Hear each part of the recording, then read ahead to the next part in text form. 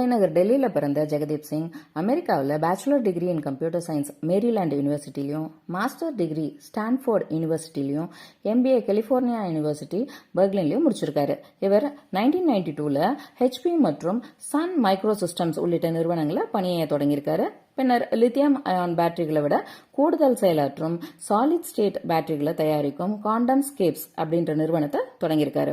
அதுல மாபெரும் வெற்றி கண்ட ஜெகதீப் சிங் 2012ல் Volkswagen நிறுவனத்தோட இணைஞ்சு மின்சார வாகனங்களை வெற்றிகரமா உருவாக்கி அடுத்தடுத்த சாதனைகளை படைச்சிருக்காரு. 2024ல் குவாண்டம் ஸ்கேப் நிறுவனத்தோட CEO பொறுப்புல இருந்து விலகினாலும் அவர் உறுப்பினராக இருப்பதால நிர்வாக வருவாயிலிருந்து கணிசமான ஒரு தொகையை ஊதியமாக வாங்குறாரு.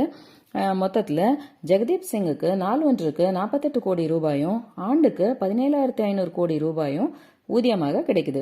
இதன் மூலமா உலகிலேயே அதிக ஊதியம் பெறும் நபர் என்ற பெருமையை ஜெகதீப் சிங் பெற்றுள்ளார்.